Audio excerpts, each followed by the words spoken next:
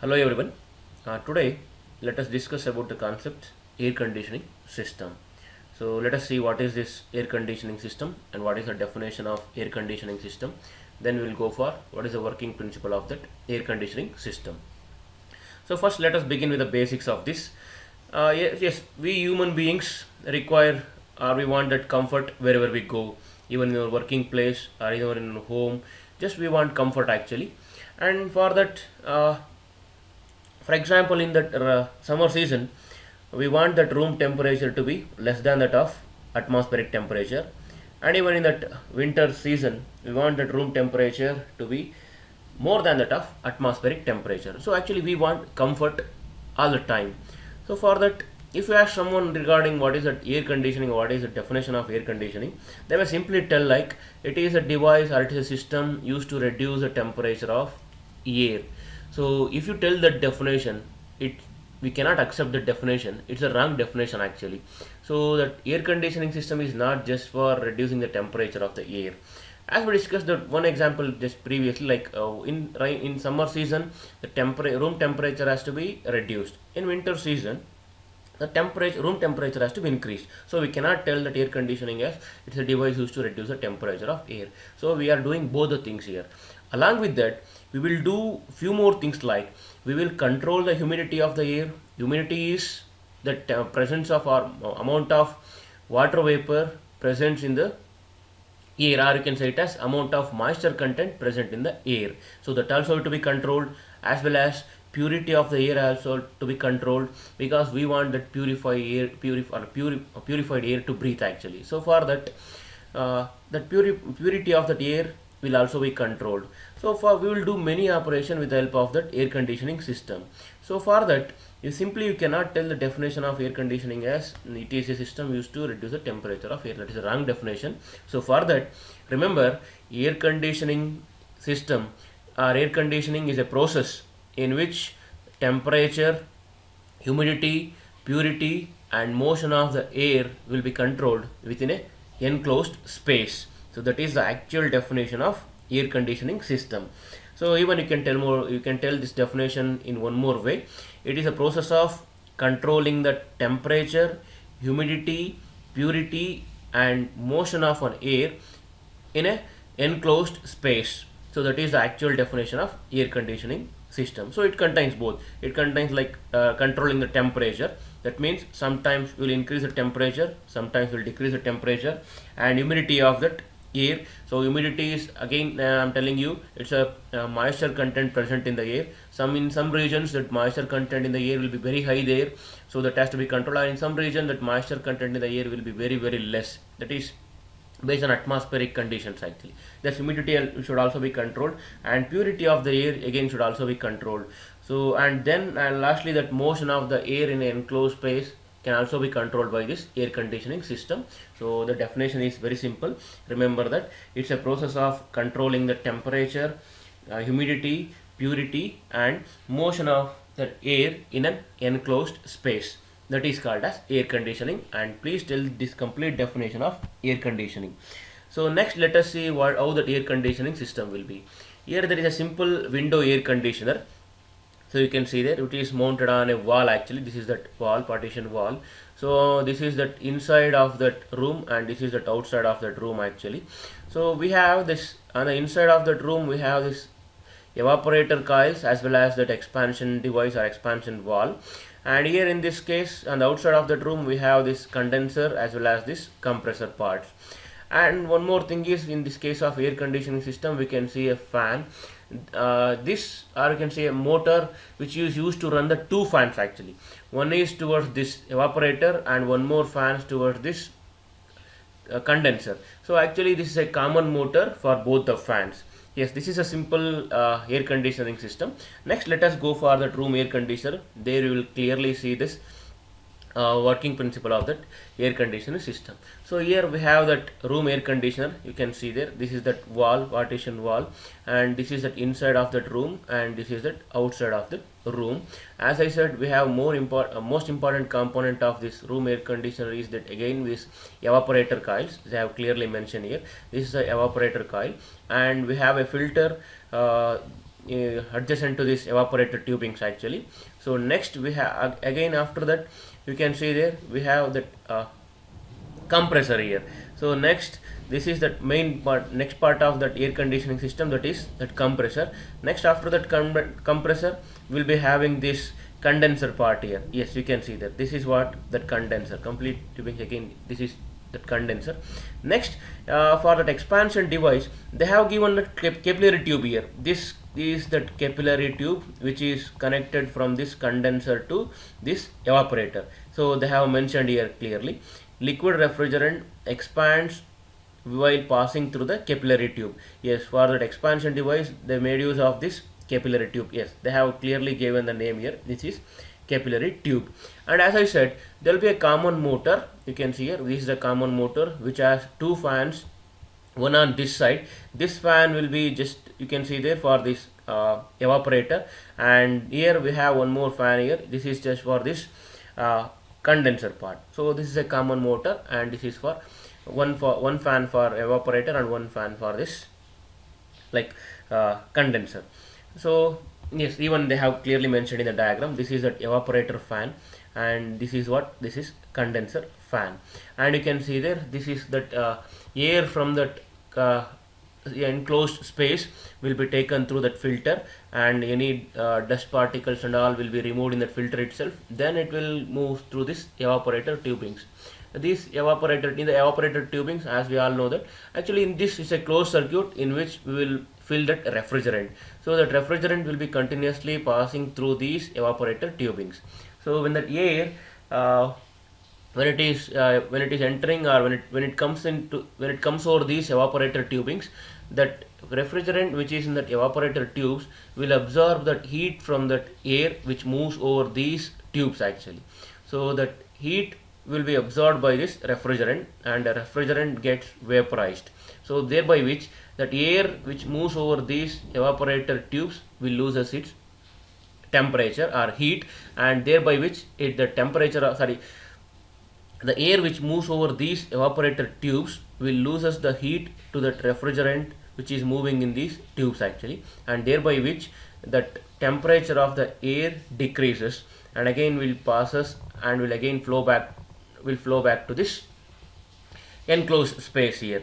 And then actually we have on the other side you can we have that condenser part, you can see there. So this condenser part again what will begin with will proceed with this thing itself, like that refrigerant which gets vaporized will come to this compressor, you can see there, will come to this compressor, and again that vapor refrigerant which comes to this compressor will be compressed to very high pressure and very high temperature because of this compression action. Then that high temperature, high pressure vapor refrigerant will comes and will flows into this condenser. So they have clearly mentioned here, refrigerant vapor at high temperature from compressor, so as well as at high pressure. Then it will come to this condenser, and when it is moving over that condenser, this fan which continuously rotates will draw the air from the atmospheric air and make that air to move over these condenser tubings. Or when it rotates at higher speed, it blows the air over these condenser tubes actually. And when the air moves over the condenser tubes, that high temperature vapor refrigerant will loses its heat to the air which moves over these tubings, and thereby which that refrigerant after losing its heat will get condensed and will become liquid refrigerant. So then that liquid refrigerant which is at higher pressure will be made to pass through this capillary tube, and when it is passing through the capillary tube, both the temperature and pressure of that refrigerant reduces, and then that low temperature, low pressure liquid refrigerant will enter this evaporator tube once again. That is that overview of this room air conditioning system. Anyway, we have one more diagram. We will see that same diagram actually. It is room air conditioning system, and you can see there. So we'll begin with working principle, detailed working principle in this diagram. Even both are the same diagram actually. Yes, as I said, the important component of this air conditioning system, like evaporator, and then comes compressor, and this condenser, and this capillary tube, and a motor uh, common motor for both evaporator and condenser fans. These are the important component of this room air conditioning system. Except this fan, you can see all these parts like evaporator, compressor, condenser and this expansion device, they are similar to that of your refrigeration system. And you can see here, yes, in this room air conditioning system, let us begin with that working principle. So it mainly consists of an evaporator, condenser, compressor, two fans, one each for the evaporator and condenser units, usually driven by the single motor, as well as it consists of capillary tube, that is for expansion of refrigerant. Next we have it is generally mounted on a window sill such that the evaporator unit will be inside that room and the condenser part will be projecting outside that building. Already shown you that in the first slide itself. So where that evaporator part will be projected inside that room and that condenser, compressor and all those part will be projected outside that room. And next is like the high pressure low temperature liquid refrigerant from the compressor is passed through the evaporator coils. Like first, that is now before passed to the evaporator coil through the capillary tube where it undergo expansion. That means, that is, as I said, the capillary tube here will be used for expansion purpose. So that high pressure low temperature liquid refrigerant from the condenser will be made to pass through the capillary tube. In the capillary tube, it undergoes expansion where the pressure will be reduced to very less value. I think you all understood that thing in the previous classes itself. Yes, next, then that low pressure, low temperature liquid refrigerant passes through the evaporator coils. So that is the main important thing there. Next, the evaporator fan continuously draw the air from the interior space within the room through an air filter by forcing it to pass over the evaporator coils. Then the air from the interior passing over the evaporator coil is cooled by the refrigerant, which consequently evaporates by absorbing the heat from the air.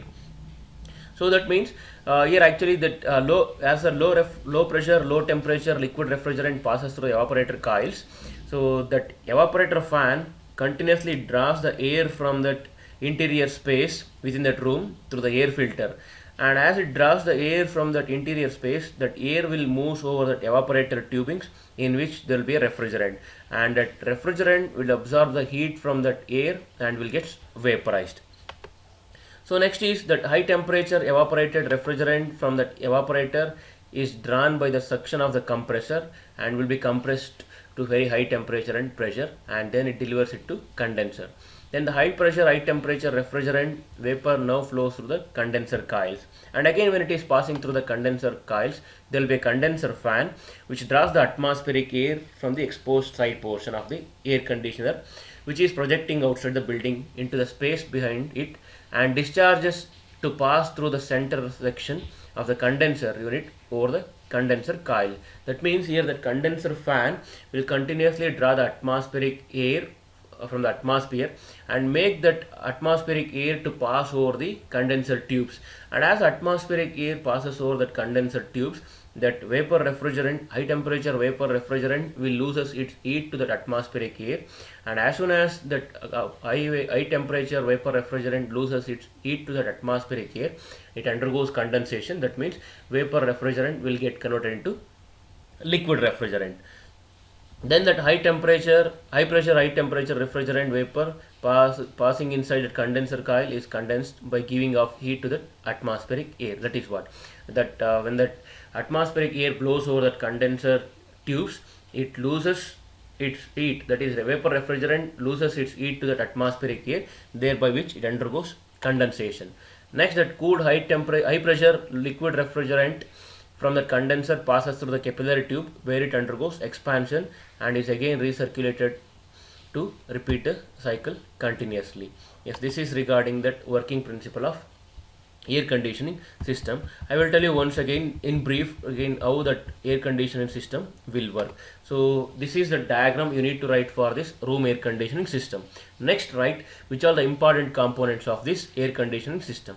It consists of evaporator, compressor, condenser, capillary tube, and a common motor for both evaporator fan and condenser fan. Right, this was construction part. Next comes to this working principle. So in the working principle, let us start from here actually. Here, high pressure liquid refrigerant from the condenser will enter this capillary tube. In a capillary tube, it undergoes expansion, thereby which pressure of that liquid refrigerant will be reduced, and then that low temperature low pressure liquid refrigerant will enter this evaporator tubings, and here that evaporator fan which continuously draws the air from this interior space through this air filter, and then makes that air to pass over these evaporator tubings. And when the air passes over these evaporator tubes, that air will loses its heat, or you can say it as that refrigerant liquid refrigerant which present in these tubings will absorb the heat from that air which moves over these tubings, and as that refrigerant absorb that heat, that liquid refrigerant will get vaporized and will become vapor refrigerant. Then that high temperature vapor refrigerant will enter this compressor, and where it will that vapor refrigerant will be compressed to very high temperature and high pressure. Then that high temperature high pressure vapor refrigerant will enter this condenser tubes, and here again the condenser fan which continuously draws the atmospheric air and made that air to pass over these condenser tubes. As that atmospheric air passes over these condenser tubes, it absorbs that heat from that vapor refrigerant which presents in these tubes, and as that vapor refrigerant loses its heat to that atmospheric air, it undergo condensation, and that vapor refrigerant will get converted into liquid refrigerant. Then again that high pressure low temperature liquid refrigerant again made to pass through this capillary tube, where it undergoes expansion and becomes low pressure low temperature liquid refrigerant. That low temperature low pressure liquid refrigerant will enter this evaporator tube, and the cycle will repeat. Yes, this is the clear working principle for this room air conditioning system. And you need to write this much for this room air conditioning system, that is working principle of room air conditioning system. Almost it is same as that of your refrigeration system, so there is no much difficulty. Again, only thing is you need to write what is the condition of the refrigerant at different position. So you can see there, so here in case of this when it is entering this evaporator tubings, you can see that it is liquid refrigerant expands while passing through the capillary tube. In this case, when it is passing through the capillary tube, it will undergo expansion. So next here you can see there it is low pressure vapor refrigerant to compressor. Here that from this evaporator tube that vapor refrigerant will enter this compressor. So they have shown clearly here the condition of refrigerant will be in the vapor phase. Next again refrigerant vapor at high temperature from the compressor. From the compressor it is entering into the condenser. So you need to show all these things clearly. So this is regarding the working principle of this room air conditioning system. So next let us again, as I said, this we will move to the next important concept, that is humidity. Actually we will see what is that humidity and the different types of humidity and all. So as I said, that air conditioner not only controls the temperature of the air, it also controls the humidity. So now let us see what is this humidity and its controlling air conditioning. So humidity is defined as the moisture content present in the atmosphere, that is called as that humidity. That the atmosphere always contains some moisture content in the form of water vapor. You might have experienced this humidity. So for that it is simply defined as the moisture content present in the atmosphere is called as humidity. So here again you all know that every time that atmosphere has some water vapor in it, that is actually called as humidity. The maximum amount depends on the atmospheric condition. The amount of vapor that will saturate the air increases with rise in a temperature. That means I will give a simple example for that. For example, at 4 degrees Celsius, that means when the atmospheric temperature is at 4 degrees Celsius, 1000 kg of air, moist air, contains maximum of 4.4 kg of water vapor in it. So you can see there at very less temperature, at 4 degrees Celsius, around 1000 kg of atmospheric air only contains 4.4 kg of water vapor in it. So where the temperature increases, you can see that at 38 degrees Celsius, the same amount of atmospheric air, that is 1000 kg of atmospheric air, may contains 18 kg of water vapor. So here, so as the temperature increases, definitely that amount of water vapor or moisture content in the air goes on increases. So it is evident that when the atmosphere is saturated with water, the level of discomfort is high because of that evaporation of perspiration. So here in this case, as the temperature goes on increases, you all know that, or you can say it as when the atmosphere becomes saturated with that water, so where actually humidity will be increased and the level of discomfort is also high. That is what they are telling here. So for that, you please remember the definition of humidity. It is defined as that a moisture content present in the atmosphere. So this moisture content present in the atmosphere will be depend on atmospheric conditions. So for example, at less temperature, that amount of moisture content in that air will also be less, and as the temperature goes on increases, amount of moisture content will also increases. So next we have that humidity can be specified in three different ways. We have like you can see which are all the three different types of humidity there. One is absolute humidity, and second one is specific humidity, and the last one is relative humidity. So these three are not same actually. We have this humidity can be specified in three different ways, and these three humidities are different from each other. They are not same actually. Don't say that absolute humidity has specific humidity, and don't say that absolute humidity has relative humidity. So they are totally different actually. Let us see what is those different humidities one by one now. Let us begin with this absolute humidity. So we are in that absolute humidity is defined as the weight of the water vapor contained in given volume of air. So here actually it's a like we will take, if you want to tell that in terms of ratio, it is absolute humidity is defined as weight of the water vapor to the volume of given volume of air. So that is like we will tell that ratio in terms of weight of that water vapor present in given volume of air, and it is expressed in terms of grams of water vapor per cubic meter of air, gram per meter cube or centimeter cubes there. Next, this is regarding absolute humidity, so please make a note of it. Absolute humidity is defined as the weight of the water vapor present in a given volume of air. It is expressed in terms of grams per meter cube. So if you do, again as I said, I told this thing in the beginning of the semester itself, if you want to remember any definition, you please remember the unit of that. If you remember the unit of that, definitely you can tell the definition of any term used easily. If you remember that absolute humidity unit as, that is grams per meter cube, and you all know that it is gram is the unit of that mass there, that is weight of that water vapor, and whereas that meter cube is that unit of volume. So you can tell the definition of absolute humidity in a very simple way. It is defined as weight of that water vapor contained or present in a given volume of air. And next comes to this specific humidity. Specific humidity is defined as the ratio of weight of the water vapor to the total weight of the air. So you can see there. Here actually it is the ratio of weight of the water vapor to the total weight of the air. So here it is both that in both these water vapor and again given air, it is expressed in terms of weight only. It is expressed in grams of water vapor per kilograms of air. So this is regarding specific humidity. So it is again a ratio of weight of the water vapor to the total weight of the air. That is regarding specific humidity. Next comes relative humidity. Relative humidity is defined as the ratio of actual vapor content of air to the vapor content of the air at the same temperature when saturated with water vapor.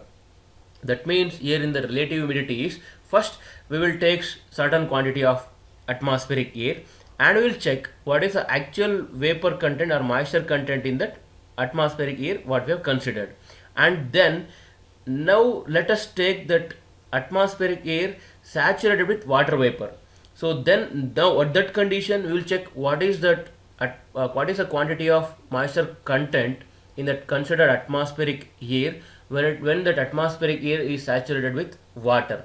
So that ratio will gives you the relative humidity. Here you all know that relative humidity is again, it is telling the relation actually. It is telling the relation between, it is telling that relation between that actual vapor content, that is moisture content present in the air, to the moisture content present in the air when when that is saturated with water vapor, that is when that atmospheric air is saturated with the water vapor. So those two ratio, or those two terms will give the relative humidity. So these are the three different ways with the help of which we can specify humidity. So these definitions are very simple to remember. Even a relative humidity definition, looks around three or three and a half lines, but it is very simple if you understand it very clearly. Let us see once again what are those. Absolute humidity, it is defined as the ratio. It is defined as weight of that water vapor contained in a given volume of air. So that is, it's a ratio of like in the numerator, weight of the water vapor, in the denominator, volume of the given air. So that is, it's a ratio of, or it is defined as weight of the water vapor contained in a given volume of air. Next is specific humidity. It is again the ratio of weight of the water vapor to the total weight of air. Next is relative humidity, ratio of actual moisture content of the air to the moisture content of the air at the same temperature when it is saturated with water vapor. That is called as relative humidity. So this is regarding the three different ways with which we can specify that humidity.